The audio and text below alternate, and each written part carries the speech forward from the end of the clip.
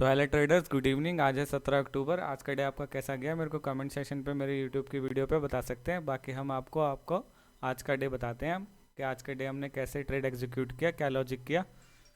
तो आ जाते हैं मेरे एजुकेशन ग्रुप में, जिसमें कि मैंने मेंशन किया कि मॉर्निंग पे प्राइस एक्शन देखेंगे और गैप अप ओपन होगा। गैप अप का अपना एक सेटअप है, ये मेरे यूट्यूब चैनल पे आपको मिल जाएगा कि गैप अप में किस तरीके से ट्रेड कर एग्जीक्यूट करना है। गैप अप में क्या हुआ कि गैप अप हुआ, बट इसने क्या किया, यहाँ सस्टेन हुआ एक लिक्विडिटी नहीं आई। लिक्विडिटी वॉल्यूम्स बायर्स की एक आती है, उसके बाद एक शार्प डाउनसाइड मूव मिलता है, बट इसने यहीं पे कंसोलिडेट करके एक डाउनसाइड मूव दिया। तो ये एक फॉलिंग नाइफ टाइप का था, तो हमने इसको एग्जीक्यूट नहीं किया, इसको हमने छोड़ दिया।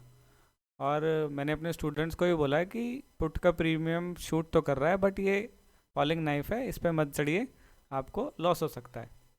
तो चलती ट्रेन पे चढ़ने वाला काम था ये, जिस वजह से मैंने उनको प्रॉपर समझाया कि किस तरीके से एडजस्टमेंट है, कोई मूव नहीं है।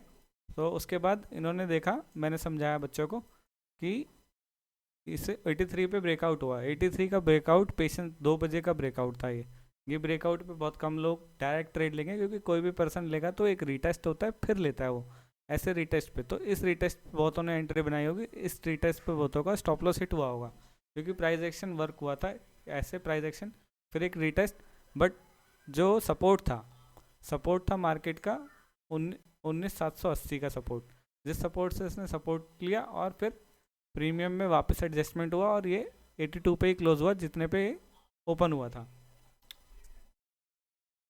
ओपन 100 पे हुआ था, 82 पे 83 पे क्लोज हुआ है ये। ठीक, तो ये एडजस्टमेंट थी पुट की, कोई मूव नहीं था ये इतना कि आपसे मिस हो गया और आप सोच रहे हो कि पुट इतना चला। इंडेक्स में दिखता है कि हाँ इतना वो हुआ है। ये देखिए यहाँ पे आपको, ये है आपका 62 पॉइंट्स का मूव है ये। ठीक है, और प्राइस के चार्ट में आपको ये मूव कितना मिला, यहाँ से देखिए, काउंट कीजिए। ये आपको मिला 30 या 40 है, 40 पॉइंट है। वो भी आप ब्रेकआउट पे लेंगे तो ये रहा 30। जैसे वहाँ 60 या 30 हाफ होता है, प्रीमियम हाफ होता है इंडेक्स के उससे।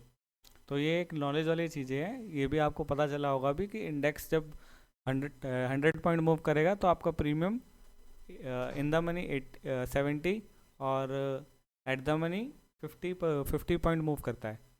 ठीक है, ये चीज़ भी आप एक नॉलेज के लिए संभाल के रखिएगा, और अपने को एक ऑब्जर्वेशन के लिए आपके पास ये पता होना चाहिए आपको ये चीज़ कि इंडेक्स और प्राइस के चार्ट में किस तरीके का मूवमेंट होता है।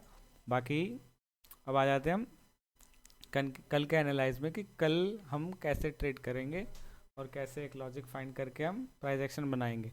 बाकी मेरा पर्सनल व्यू ये है कि ये मार्केट इस रेंज में फंसा रहेगा। गैप अप ओपन हुआ, फिर से इस रेंज में आके फंस गया मार्केट। मैंने अपने एनालाइज वीडियो में प्रिडिक्शन में पहले ही बताया था, इनकेस गैप अप ओपन होता है, प्राइस एक्शन बना के सपोर्ट लेके अपसाइड जाता है, ये डायरेक्ट गैप अप ओपन के डाउन होके फिर एक अपसाइड का मूव मिल सकता है। बाकी इसने क्या किया, यहीं पे आके मेंशन किया मैंने आपको, लिक्विडिटी नहीं बना, जिस वजह से ऊपर भी नहीं गया नीचे भी नहीं गया, बस एडजस्टमेंट हुई। जहाँ ओपन हुआ वहीं इसने क्लोज कर दिया, जिस वजह से ये एक एडजस्टमेंट था और कोई मूवमेंट नहीं था। बहुत लोगों ने यहाँ पे ट्रेड नहीं किया होगा, क्योंकि बहुत लोगों का सेटअप नहीं बना होगा, प्राइस एक्शन नहीं फाइंड हुआ होगा।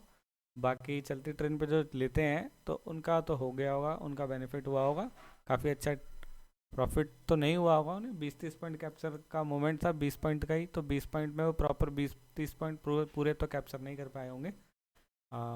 बाकी अब आ जाते हैं बैंक निफ्टी में। कल बैंक निफ्टी की एक्सपायरी है। बैंक निफ्टी भी सेम उसी रेंज में फंसा हुआ है, जैसे 44,600 44,580 को क्रॉस करता है तो आपको अपसाइड का मूवमेंट यहाँ तक का पॉसिबिलिटी कम है इस वीक में, और ये इसी रेंज में रहेगा। और 44,240 को ब्रेक करता है तो 44,100 और 44,200 के लिए आप एक छोटे छोटे मूव्स के लिए स्कैल्प के लिए ट्रेड कर सकते हैं। लेस क्वांटिटी से ट्रेड कीजिएगा ताकि आपका लॉस कम हो।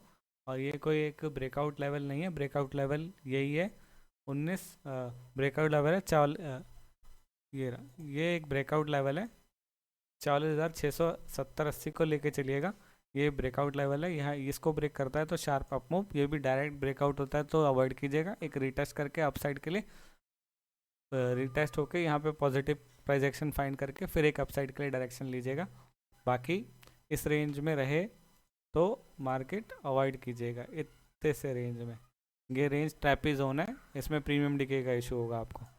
बाकी मिलते हैं कल एक नई वीडियो के साथ, एक नई ट्रेड के साथ और एक नए लॉजिक के साथ। Thank you guys.